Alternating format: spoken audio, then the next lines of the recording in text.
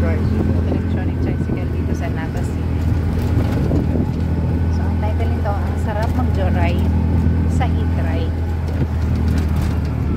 Oo. May space pag iso. Pwede pa siya. Tatluan na apatan. Ay, sa amin kasi dalawahan lang. Masyado siyang malaki. Apatan to guys. Kaso lang sa amin dalawahan lang. Buntis po kasi yung kasama ko. Ayun o, ganyan. Hindi ba naman yung ang gamit nito is kuryente. Tama? Oo nga. Kaya nga sabi ko gamit is electronic. Kuryente. Battery. Kapress ko siya. So ayan. Kuha na ako ng pabayad. May pwede naman siya.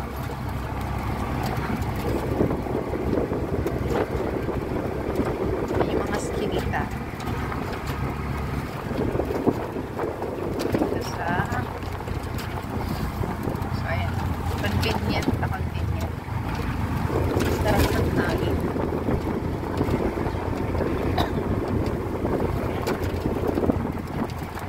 Malinis ang mga streets dito sa Naga City.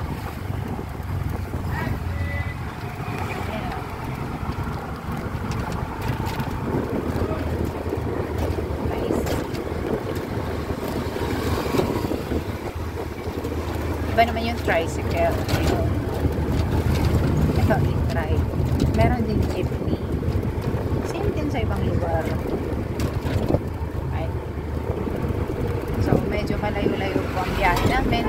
Pero, this cost only 15 pesos. Mamaya na guys.